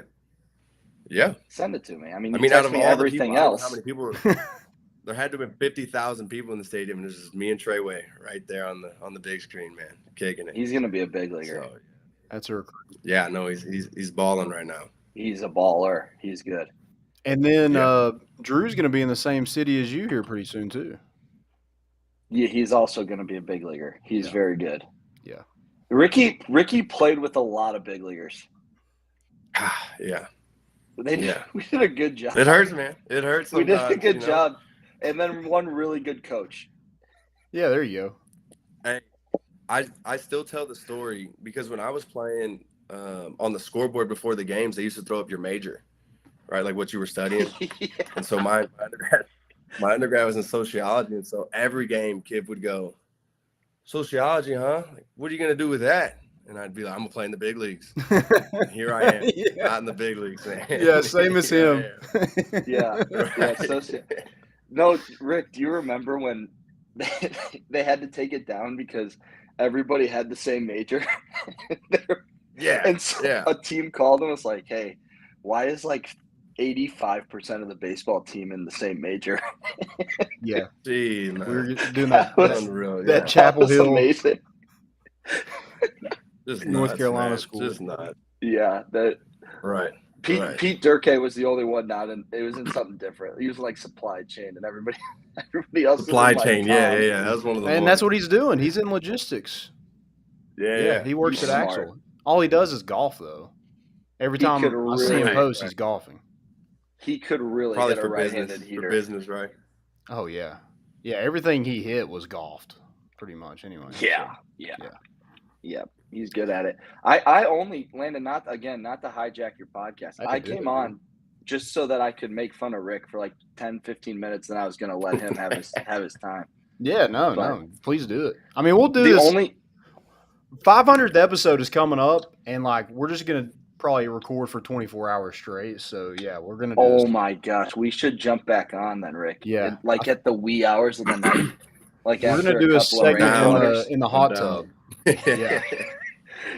Well, the only story I had, I have two really good ones. I'll tell the second one. I warned him on the second one, and I'll tell that next. But the first one is Rickey. We're facing Hancock when Georgia was really good. Hancock and then Wilcox came out of the pen. 2 big leaguers, 2 first rounders. And we had a running joke that Rickey could only go to right center because he had a slow bat, but he was a really good defender. So we said he got paid to play defense. Well, they literally make a pitching change to bring Wilcox in, and it's 97 to 100, just hammer sinkers. Like, you couldn't make this in a video game, right? And he's 6'5", just a strapping young man, and he had no chance. So I don't remember what teammate. It wasn't a nice one. It might have been Russell. Came up to Rickey and was like, hey, man, you might want to start your swing on deck. And that's when I knew that I had some impact on the team, because that's a joke that I totally would say. Man, it wasn't Russell. It was you. No. Swing and now. Yeah. The scouting report. Start your swing now. But that's because you were such a good leader. Oh man. And then my next best Rick story is it was his fall, and we do a running, like a conditioning for everybody, right? And as coaches, you look to make it like a punishment, but it's really not. It's just a conditioning to make sure that we're a unit and we're in good shape. And Quentin has us doing these sprints up a certain hill that I'm not allowed to talk about, or Vitell will send his hitman. But we're doing this, and Alaric has not. He's going to kill me for this, but he wants nothing to do with it. And we finish, and everyone's tired. And Rick, who's like the junior college guy, he comes in. He's trying to be like the leader. Like V wants a leader. First regional in 16 years. Like, we got to get it done. Mm-hmm. And Rick's like, this is my time right here in October. I'm gonna be the captain of this team. I'm gonna set the tone. Yo, Alaric, man, like that was some soft whatever, man. Like, if we're gonna get through, we got to get through tough stuff like that. We have to do it. And Alaric totally dunks on him by, one, not caring anything he said, and two, getting $1 million in the first round and telling Rick, let me know if you need any donation for the Spire Fund. Just totally regional bound. Regional bound. All right. Regional bound. Laid the bricks, man. Someone had to do it. Yeah. You I was it was a form of self-sacrifice looking back now. All right. It was a form of self-sacrifice. Everyone's like, damn, dude, he totally just called out Alaric, who hit like 20 home runs last year. And damn, dude, he does not care at all. It was good intention. That's what they got from it. They said fearless leader. Yeah. Fearless right there. They did. You were a fearless leader. God. I remember driving back and Q was so fired up. Like, that's what we need, man. Like, that's what we need in this program, is someone that'll lead like that. And I'm like, yeah, but not off the guy that's going to hit in our 3-hole. Can he attack like Russell or somebody? Like, what's he thinking? Oh, man. So that's all I had, Landon. Sorry. No, you're good. I do want to ask y'all. So both of y'all coach first base at Tennessee. Who's a better first base coach? Well, he's in better shape. He's a better fielder for the foul balls. Well, yeah, because I don't try for those. I'm a teacher of fielding, not a fielder. I think you didn't get thrown out of any games or get anyone. You probably got somebody thrown out, but that's okay. Everyone does. Several times. Hey, Elander did too. So I mean, it wasn't just you. Right. It's cost doing business. It's just business. It's hard, especially in that league when guys can really throw in the outfield. I'm not going to give him that quite yet. Okay. I'm going to watch him coach third base before I ask who's the better base coach. But he's definitely in better shape. That I'll give him. So are you coaching third base, Ricky? Do you know that? Yeah, I'll beat the 3-bagger. Okay. Yes, he is. 3-bagger, hitting the Josh Elander. Nice. Send him. Yeah. You're gonna do that, or are you gonna wave your arm? No, I think my shoulder might blow out from the BP that I've thrown over the past 2 years if I wave the arm. You should wave your left arm. That's how your right arm is backwards. Left arm is forward. I would just be going right arm. Wheeling, no? No, wheeling is that would be clockwise, which is backwards on a baseball field. You want to go counterclockwise because you're always going left. What kind of coaching critique are we getting into here, man? We're in the weeds. Well, if you're gonna do this, that's fine. That doesn't matter. But if you want to wave your arm, you want to wave your right arm because that would be moving them backwards. You would move your left arm to move them forward. Is there not I've never even thought about it. I've always thought about just right arm going backwards. Yeah, I feel like you that's would do the normal thing. That is exactly. Right arm going backwards. You don't want to move backwards. You would have to go this way to get them to wheel forward. Think about it. If I'm talking to you about going backwards, right, it would be this way, correct? This way. Yeah, so if I wanted you to go forward, I would go this way. So my left arm is going forward. My right arm is going backwards. When would you ever be wheeling the guy backwards, though? There's a science to base coaching. You would just be like, Ron Washington goes left arm, and we need to bring on an official. Yeah, Ron Washington, he's the best ever. I'm thinking he goes left arm. Okay, what about the Homer like handshake when they're rounding third base? That has to be Rickey and his group's decision, in my opinion. Yeah. What's yours right now, Kiv? It's a backwards high five. So it's like the back of your hand high five. But every group should be different. It's up to Rickey and his group. That's kind of an intimate thing. Have you been thinking about it? I feel like that'd be the first thing I thought about when I know I'm coaching third base. Time will tell. I think something throughout the fall maybe is gonna develop. I mean, you kind of got to play personalities too. See what everybody's about, type of deal. Fair. Like last year, we had a different. They would do it at first. We would do some different type of stuff. Like Russell wanted to do Bill Cosby, where he's like walking, looking behind himself into the bushes. So we kind of did a little thing with that. I did a play action pass with Trey, and it was crazy because they were hitting so many homers that it was like, all right, someone's going to hit a bomb, no doubt, that we're going to get to do something pretty much every game with last year's group. So, yeah, that was fun at first, but some of them you don't know if they're going. Funny story about this, Jarrell, late in the year, he wanted to change he wanted to do like a Euro step with me at first base when he was hitting the homer, right? And so we go to Mississippi State on that Friday night game where everybody's banging. And so I think he had 2 doubles. He had a homer to center. He might have had 2 homers. And he's coming up again in the 9th. And we didn't do it because they were like wall scraping. He was hitting them out to dead center. So he was, hauling while he was going around the bases. Well, so he gets in the dugout in like the 8th, and he's giving me shit about it. He's like, hey, man, you didn't do it. You didn't. And I was like, dude, you were running. The ball barely got out. And so I was like, hit another one, and then we'll do it. And he's like, okay. And he needed a triple for the cycle. I think he had a single, 2 homers, and 2 doubles. So he needed a triple for the cycle. He comes up in the 9th, and he hits another one, oppo. He's going like right center.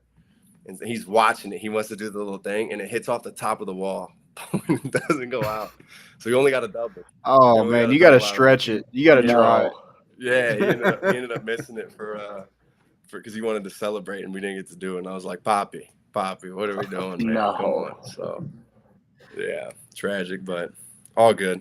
He actually hit a home run. We had him on the show during the season. He hit a home run. His next home run, I forget when it was, but it was for us. But the rest of them, he said, was for his girlfriend, but that one was for us. That makes sense. No Cupcake, man. Cupcaked up. Yeah, he's cupcaked up. Oh, God. So, transfer portal. You love it, hate it? NIL, you love it, hate it? Because y'all were in an era where, like, that wasn't a huge part of the game. And now you're coaching where it's almost everything. Take it, kid. Oh, I thought you were seen it from the coaching side. From a player side, go ahead. I mean, you want coach's side first? Because I'd like to hear your opinion on the players. Well, from the player side, I mean, I think locker room dynamic plays a role, right? You got new guys that are coming in. It's different than, a JUCO guy coming in or a freshman coming in. When you're bringing in a guy that's kind of established, because that's what's happening in the portal, right? You're not getting like a project guy that you don't know if he can, hack it or not. You're kind of getting a dude that you're expecting to fill a hole pretty quickly. So there's just hurdles that come with it, and then especially with the NIL stuff as well. It's just a whole new landscape. It's entirely different than what it was 4 years ago. It's pretty much Wild West free agency at this point, especially at the bigger schools, Tennessee and whatnot. I mean, SEC is a little different, obviously, than here, but what's your take, Kiv? You've seen it a little longer on the coach's side than I have. Yeah, I mean, I think as far as dynamics, like a clubhouse dynamic, like Rick touched on, it's you don't want to go too heavy a portal, or else you kind of lose a culture and what your program or your organization's kind of foundation has been built on. But you definitely like it because you can, plug and play essentially, and you can get some guys that are older with stats, and maybe you get a kickback guy that's from, in my situation, from Houston that went somewhere else outside of the city, and he comes back and he's a real dude because of the change of scenery. You also can get smacked in it, when guys feel like the grass is greener and they leave, and you kind of lose a piece of your roster. So NIL wise, I think it's great that they can make money off their name, image, and likeness, as long as we're all fair in love and war right now, right? Like, as long as that's what it's actually for. Prying people off of rosters with NIL is probably a little bit more than frowned upon, and that's happening way more than people expected in the baseball or the college baseball landscape. But I think it's good for the sport because NIL gets a freshman like Dylan Cruz into LSU, and he's a transcending type player. He's a ratings type player, and you've seen it in the last 2-3 years that college baseball is fun to watch and people are paying for it, and there's $100 million stadiums and there's $100 million players coming out of it, and more times than not you aren't going to get to run into that because Dylan Cruz's of the world and Paul Skeens of the world are signing out of high school. But I think anytime you can get a really good player into college baseball, it's good for the sport and generally good for me and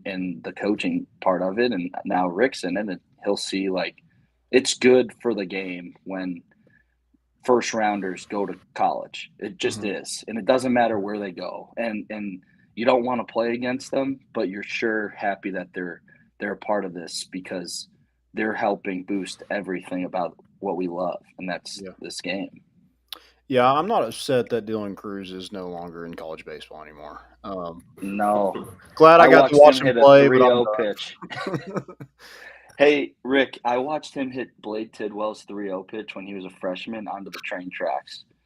Was that? That was in a super regional. Yeah, that was. And we won it. And we won that. There was 12 total home runs, and we won by 11. Yeah. It's the highest ever. I think it was 8, but it's the highest amount of home runs with that lopsided of a score ever. Yeah, I think Rucker started off the game with a home run. Grand slam. Yep, Pav hit one. Oppo? Off of Marcino. Yeah, right center. He was a freak, too. Jake Rucker's a good player. Another guy. Big leaguer. I know. You had to walk so they could run. Self-sacrifice, man. Yeah. Through and through. Just poor Rucker had to play second base because you were playing short, but he's going to play in the big leagues. I know, man. I know. Can we make a segment of guys that are going to make it in the big leagues that Rick helped get there, not as a coach, but as just a teammate? Could you call each and every one of them? We just bring them in. Yeah. One by one. One by one. Right. Here's Rucker. Here's Andre. Here's Trey Lipscomb. Here's Terrell Ortega. Here's Al. Yeah. Are you and Al are on better terms though, right? Than that day. Yeah. No, me and Al are good, man. Me and Al are good. We actually played together in high school, so I got a few war stories with him in the travel ball world. So, and then we played against each other in JUCO. Okay. So when we came to Tennessee, we already had a little bit of rapport with each other and stuff. So made it easier. It's more like brothers fighting at the time, you know what I mean? But one brother was hitting 18 homers and 350, and one was hitting 250 with one homer. So good defender, though. How it goes. What a defender. Good defender. So I asked Ricky before, I was like, you had Maui and Chad Zerker all on a roster. Who are the three, ranked the 3 best shortstops in that group? Are we going all around player? Yeah. Oh, poor Ricky. If it was defender, he would have had a legitimate chance. Okay, we'll go just shortstop. Ricky, Maui, Zerk. Okay. But if we're going player, this is going to be surprising because Maui's going to get paid, I'm sure, and I'm not allowed to talk about him, but I will. Zerker's a Hall of Famer, dude. He's in. He's number 1. Yeah. It's Zerker, Maui, and then my man. That's what I get. But as far as personality, though, you're number 1. There's no doubt. Dude, every time I see Ricky out in Knoxville, always talks to me. Great dude. He should. He's personality deluxe. He is. He's a mature guy. He's always got like a mob with him too. He's leading the pack. Oh yeah, I'm sure he does. Well, let's give credit where it's due. His parents, who were police officers, raised a good young man. However, his bat was not the fastest of that 3. It just wasn't. Oh man. Well, this has been a blast. I have 2 more questions. They can be quick. Go ahead. are y'all a little upset that y'all don't get – and maybe you make it back to Knoxville. Maybe we open it up and we have 12 paid assistants at some point and all you guys can come back. Are you a little upset that you don't get to enjoy Lindsey Nelson in its glory when it's newly built? Or whatever the name of it is at that point. Because you're going to have a way different perspective because you played. I didn't get to play on it. So for me, I'm just happy for V, right? I mean, I'm happy for the staff and what they built and how they got the support. I think that's awesome. So for me, no, I'm not jealous at all. I think it's awesome for them. But I didn't get I didn't have to do the battle every day in it, right? I didn't have the transition between regular surface and turf and then have the locker room how it was when Rickey was there. The cafeteria / donors room, whatever they call that now. VP room. That VP room having, my team meals there and not having the best facility on earth. But my perspective is really happy for them. They deserve it, and that's awesome. So how about you as a player? I'm in the same boat with what you said. I'm happy for him too, and obviously I'm not necessarily jealous. I would say I'm more proud of kind of how it went because of like being a part of that transition. Like I was there when, the field was regular surface and stuff. And I remember on my visit, I mean, I'm coming from junior college, right? So you're not playing on the best fields. So to me, like the grass that we had at the time, I was like, wow, this is phenomenal. This is a crazy nice field. Yeah. And I remember on my visit, Kiv was like, you see this lip?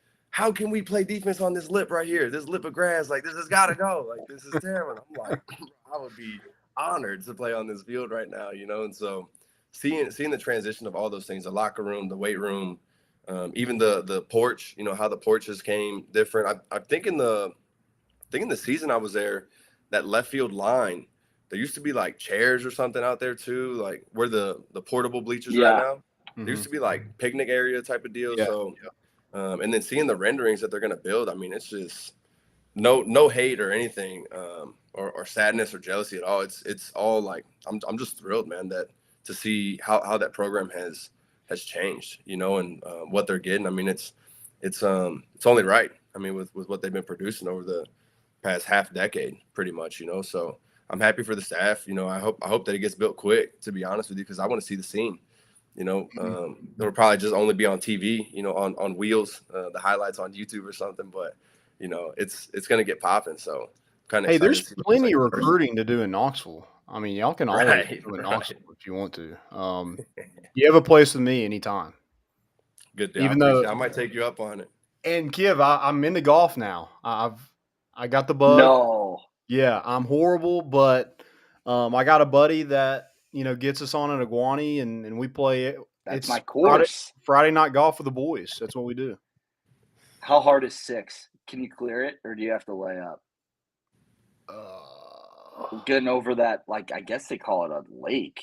I mean, it's probably a pond. Mm-hmm. I mean, I'll clear it to the right or left, but it ain't going straight. No. I'm not going to lie to you, and don't tell anybody this story. I was playing with Turpin and Zerker and one of their buddies. Actually, you guys probably know him, Cody Hahn. Cody Hahn. Cody Hahn, excuse me. I said Corey. Yeah. See, that's what happens when you do the portal for 48 straight hours. Hey, write that down. Cody, Corey somebody is. Corey somebody. Hey, write it down. It actually is a Corey. Right, it actually, I can't lie. It is a Corey. Hey, it's gonna get on Twitter, and you guys are gonna be like, "Oh, they talked about it. There's a violation." You know who will turn me in too, Rickey. The people that don't like what tree I'm cut from.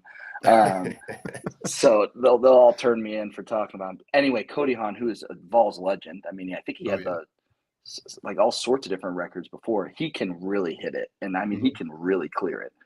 And I've had to lay up there before because I knew I couldn't, which is bad.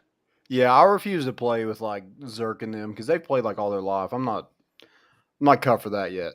Now I'll go slam some beers and have some Iguani hot dogs at the turn and stuff. But yeah, I go out there to hang out.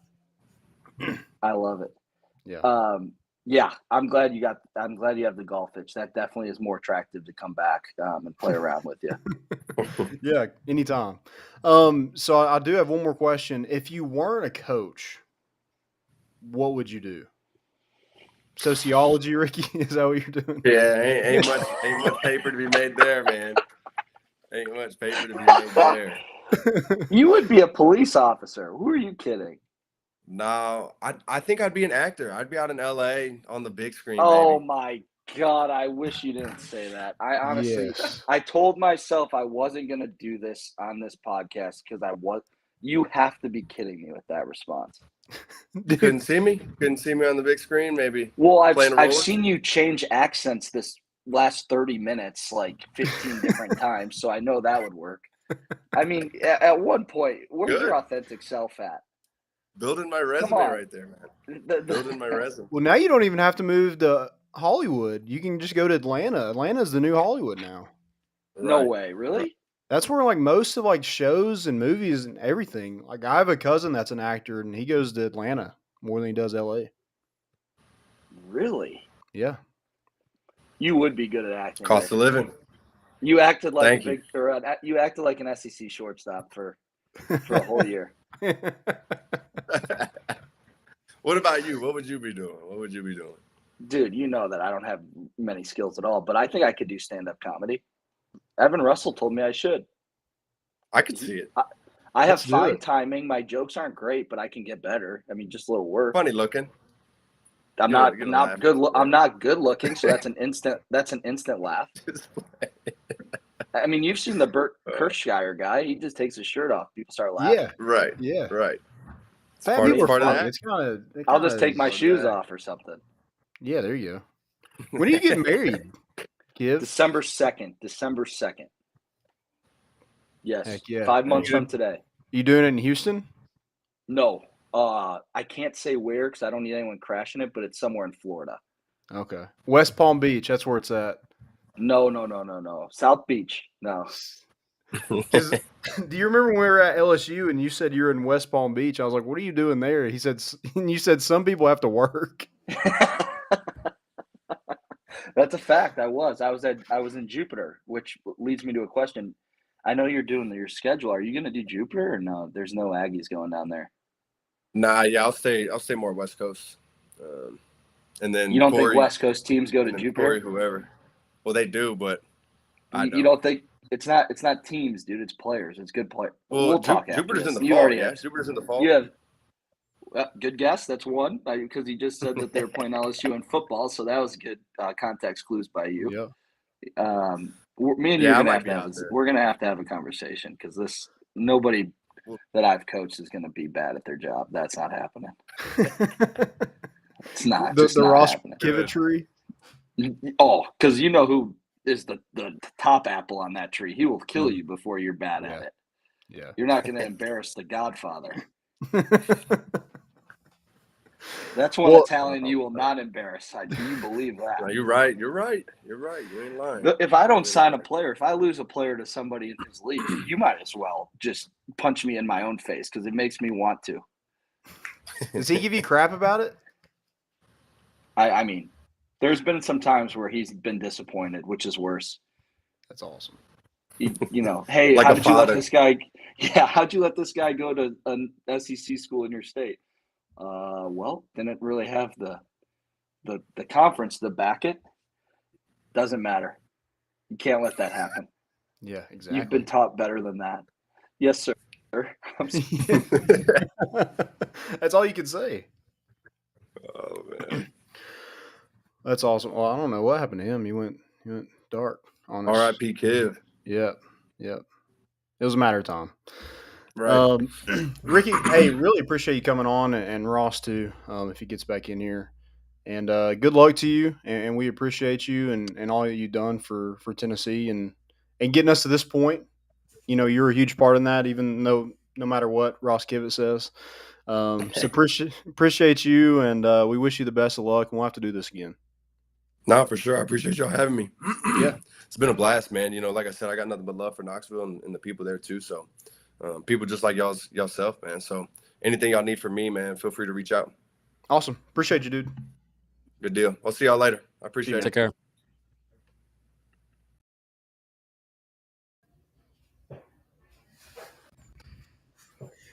You can't give me a hard time for my internet now. I mean, the University of Houston. I think they're the University of Houston. What do they got going on down there? Yeah, he had an iPhone. Also, you changed shirts. Dude, I've been in that shirt all day. So I did wear like a shirt that needs to be like I'm wearing this just to finish out the show because I need to change. I'm not wearing this the rest of the night. I got this today at Arthur Bryant's Believe in Barbecue with the Ted Lasso. Oh, nice. I like and that. I also got this sweet hat. This little old man looking hat. So yeah, we're golden. I did do that. Good brisket. Guys, if you're in Kansas City, Ted Lasso's right. Arthur Bryant's is the best. I love that. Pretty dang good. Dude, great interview. I love that. I did miss. I'm gonna have to go back and watch like a 10 minutes, probably not quite 10 minutes, but a good little portion of that because I got behind and then I didn't want to be late coming back up. Yeah. Then I caught back up. The story about Rickey getting on to Alec was Alaric. How do you say his name? Alaric. Yeah. Alaric is that was fantastic. I mean, I'm so glad he told that story. I also love that he said like 8 different people are going to be mad at him for saying something in the story. And Kiv, if you're tuning in right now, Rickey was wide open for me coming down there for a visit. You didn't say a word. I wanted to deny you. Like I at least wanted the honor of. He didn't even like offer it up. Yeah, I don't know if he understands that driving back. If I got to go through New Mexico, I'm also going through Texas. So I'll turn this into a 30 day. He probably won't even be in Houston. That ABC always be recruiting, baby. He probably won't. I'm sure he's on the road. Yeah, I'm sure. I timed this up with dead period on purpose. He only recruits in like anywhere on the coast. He doesn't like. We're gonna go look at the roster. They're all gonna be West Palm Beach. Yeah, exactly. I appreciate those guys coming on. I'm really sorry that I couldn't join, but appreciate y'all doing that. That was fun. We'll definitely have to do it again. Yeah. Obviously, for the 500th show, we'll get them on, but I think we need to do it sooner. Yeah, maybe one more before football season. Let's do it. Maybe we get a really good player on that. Maybe they're both, so someone probably gonna be from like the Texas area. If I had to guess, that maybe they're both recruiting and just all out bloodbath, like mudsling. Yeah, like a debate. I love it. Yeah, it was kind of banter. And yeah, why go to your school instead of another school? Yeah, I like that. NCAA is gonna hate us, and I can't. Oh, dude, yeah. What can they do? Nothing now. Yeah, nothing. Let's get into some segments real quick. Well, you have any questions? I guess first. We did answer Patrick Eady's during when we were talking baseball. I don't think we have any more. No, I don't. What? Let me ask you this: so Missouri, was that the coolest place that you drove through? Did you go through Arkansas? No, I'll be going through Arkansas on my way back. I may stop. I'd like to go to Hot Springs, obviously because it's Hot Springs, literally. Casino? Probably not. Well, maybe I doubt it because I probably wouldn't stay there, and I've got Brutus with me. Anywhere I go, like by myself, it's gonna have to be like somewhere like Denver. I'm going to the Red Rocks, so I've got an Airbnb. Trying to think what else I have a hotel for him. But yeah, so Hot Springs, I'd like to like camp in Hot Springs. Okay. So I may do that, but no, I didn't drive through Arkansas. So I went through Nashville, went north through Clarksville into Kentucky. God, those roads suck. Oh yeah. Then through Illinois for a minute, then Missouri. I mean, there's nothing really cool. Like, unfortunately, like that's why like that this part of the trip kind of sucks because like you're just trying to get through it. Like you're just trying. Yeah. And that's why these days have been 10-hour drives because I'm just trying to get out there. Like I would probably drive longer. I would have driven longer last night if it wasn't 4th of July, like well into the night. But I wanted to get him settled, and I'm glad I did since that storm came through so early. And then tonight to record. So yeah, nothing really. I told you before. I think I said it before the show. Nebraska like is cool. When it starts getting flat and like you go through Iowa for a second, it's like into northern part of Kansas there, Nebraska. Like it's kind of cool to see it flat for a second, and then you drive in it for like 4 or 5 hours. and you're like, this sucks. And then you drive on it for another 3 hours, and you're like, holy crap. Yeah. Flyover states, baby. Do what? Flyover states. Yeah, I mean, for real. But it is – first off, I'm like, I do want to visit every state, and I think I'll be at 31 when I get done with this trip. Okay. It's pretty good. I feel like you got to go to them once. It was cool to go to the Gateway Arch. It's I'm glad I had Brutus with me, so I had an excuse not to go up in it because, dude, I'm way too scared. I will never go up in that thing. Have you seen the elevator to get up it? Mm-mm. Oh, it's tiny. Oh, really? And it's like – it has to be. But right, and then it also like – It obviously doesn't go straight up, so it's just like a weird movement to it. No. Mm-hmm. And there's a window in it, so you can like see it working. I'm like, nah, I'm good. I'm out. Yeah. It's not for you. It's also a national park, so you get to write it down as you visited that national park. Oh. In fact. Okay. Gateway Arch National Park, yeah. There you go. So no, it's been fun. I mean, I like driving. If you don't like driving, this trip is not for you. But everyone, I think you should do it. But yeah. If you don't like driving, were you speaking to me? Yeah, for sure. If you don't like riding, I don't know if I could take it riding. Like, I'm glad I'm driving. Brutus is like just chill. Like, he loves just riding in the car, so he's good. I've never seen him get bored in the car. I think he was starting to get bored today. Really? Because he was like, I need something else to do. He was tired of looking at the same road. Yeah. Well, he lays his head on my head or my armrest all the time, and I have to move my arm. So like a lot of my trip, I'm like, instead of sitting like this, I'm having to sit like that. Like, yeah. And he kept like moving his paw in my lap. Like, hey, dude, can we do something else? Yeah, I'm kind of tired of this. Yeah. So I've never seen him get tired of it. Yeah, bro. Tomorrow you've got another like 7-8 hour drive, and then we're just gonna be in the car going through national parks after that. So you better love this, bro. Yeah. At least we'll be able to get out. Like, there's nowhere to get out right now. I guess there is places to get out, but nothing worth seeing. Right. Yeah. I'm sorry to all the good people, fine people of Nebraska. I think they're on their state sign when you enter. I think it said the good life. Welcome to Nebraska, the good life. I was like, that's interesting for sure. That's a take. It is a take. It is definitely a take.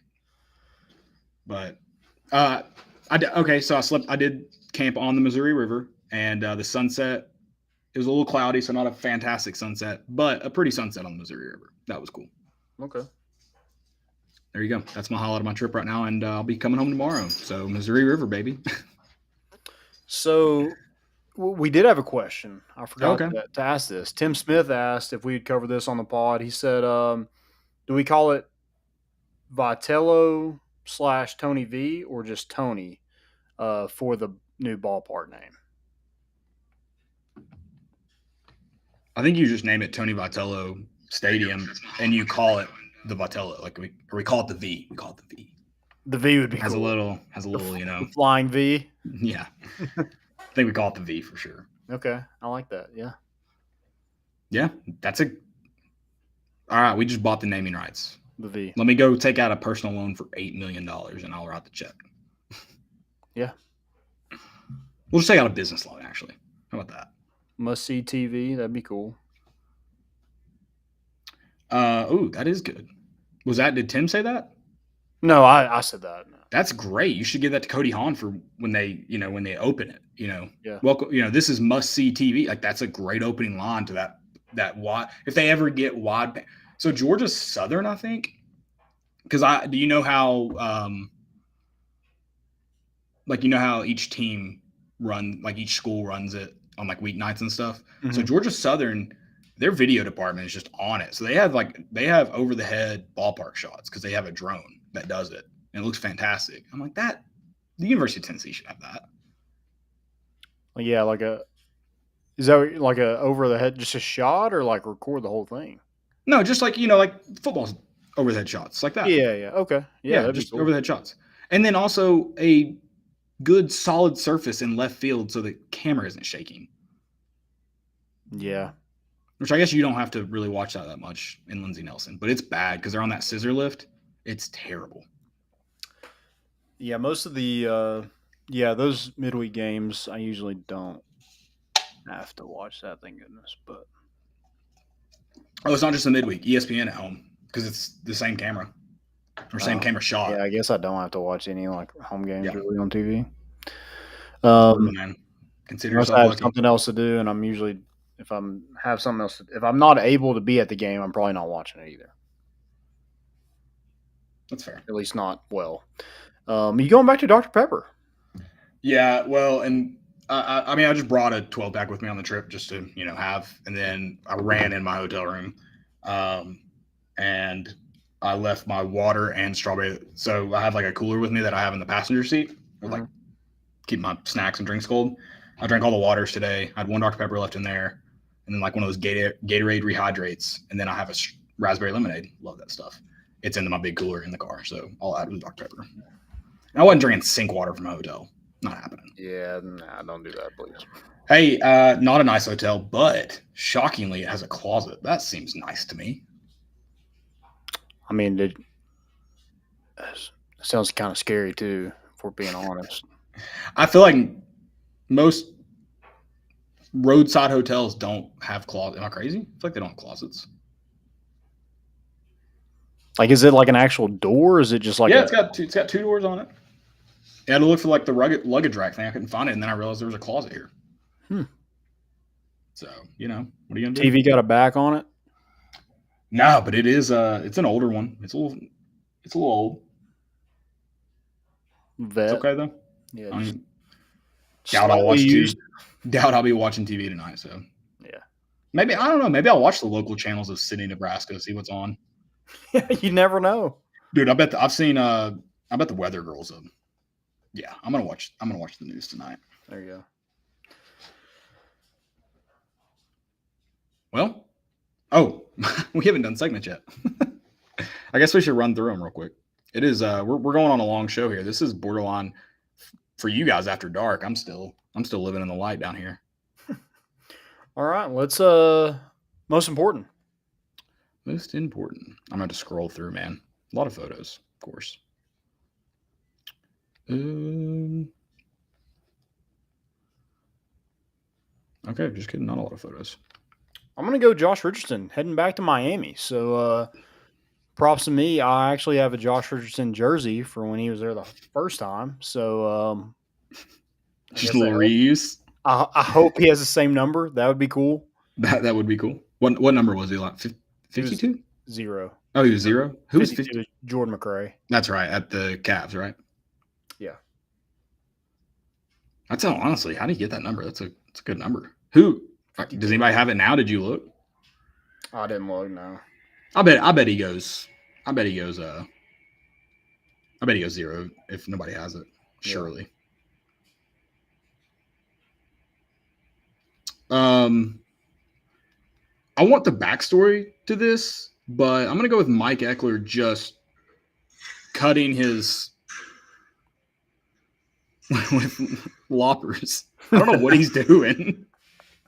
I guess they're going to demo his stairs, but there's no context. Just says, woke up a little sore from all the yard work yesterday. Pruning is harder than it looks. Which, like, that's actually not a bad way to do that. I think there's better ways. Yeah, maybe. But if they're coming down anyway, just kill. You already have the tool out if you're doing yard work. Maybe just go in and just start chopping things up. I mean, I don't. This happened in the fort, to be fair. It wasn't like an actual house. But, I mean, I've kicked those out, and it's super satisfying. I didn't think about that. Yeah, you could just. It is a strangely, like, if you want to just get in touch with your inner masculine side, just kick out one of those things. Makes you feel good about yourself. Oh, dude. And they come out way easier than you think. Yeah, so much fun. I got Ohtani. The other night had 10 strikeouts on the mound and 2 home runs in the same game versus the White Sox. Yeah, that's insane. I mean, he's the best player. He's probably going to be the best player ever, to be honest. Which is like kind of crazy. I feel like his hype has slightly died. Maybe it was just more of kind of like shock and awe at first, but I feel like his hype's died down to compared to how long we heard about like Bryce Harper, for example.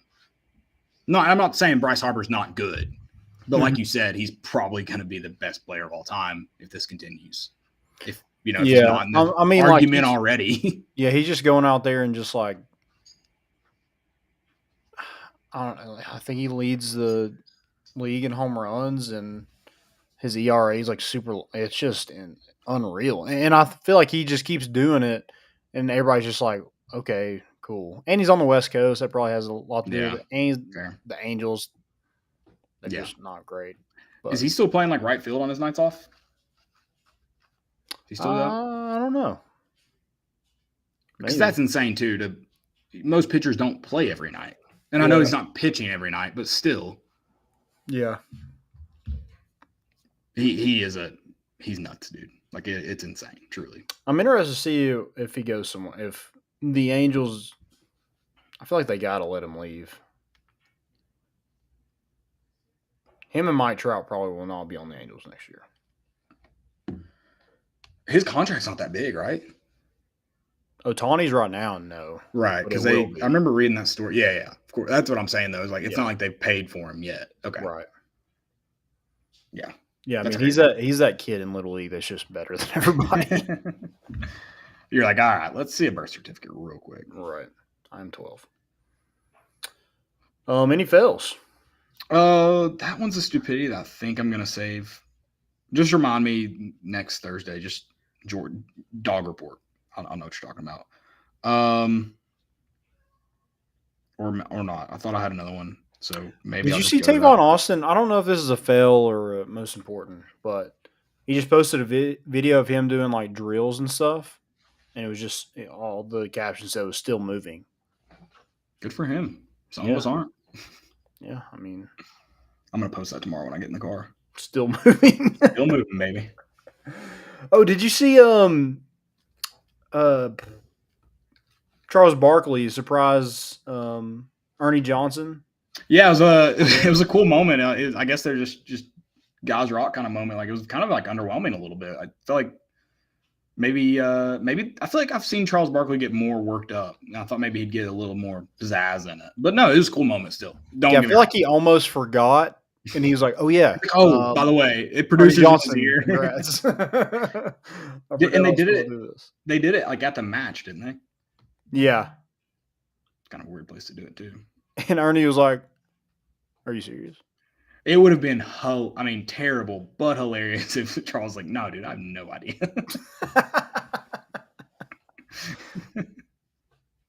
Also, he's been doing it for like 30 years. How is he already not in the Hall of Fame? Yeah, I guess. I don't know how the Broadcaster Hall of Fame works because most leagues you can't be in it until you retire. So, so you've been retired for 4 years, right? Isn't it 4 years? Yeah. So, all right. Well, I have one more fail. Me too. Twitter. I don't really know what's going on because I can't get on Twitter much right now. But last night I was scrolling before I went to bed, and I just saw a lot of people complaining. Apparently, you can only read 600 tweets a day if you're unverified account, and you can only read 6,000 if you're verified. Is that right? Do you know? You can only read? I think. What's that mean? You can only like scroll past 600 tweets? I think you can only see, the rate limits exceeded. Like you get that message all the time. I think once you get to 600, you're going to see that message. And then you won't be able to like refresh your Twitter page anymore. Until the next day? I guess. I don't know. Again, I've just seen a few tweets about it. I have no idea. Usually I close the app and it works again. Right. Usually for me, it's like either internet's bad phone connection, internet's not working well, or like the app just needs to be refreshed. Yeah. And usually it works. But I think Elon tweeted something about it. I feel like Joey would know about this. So I hate that his computer's dying. This seems like stuff he's read about. He tweeted about it though. To address extreme levels of data scrapping and system manipulation. I know what those words mean individually, but not together. We've applied the following temporary limits. Verified accounts are limited to reading 6,000 posts a day. Unverified accounts, 600 posts a day. New unverified accounts, 300 posts a day. So, and that had 529 million views. So that I just wasted one of my 600 on the day, right there. God dang it, Elon.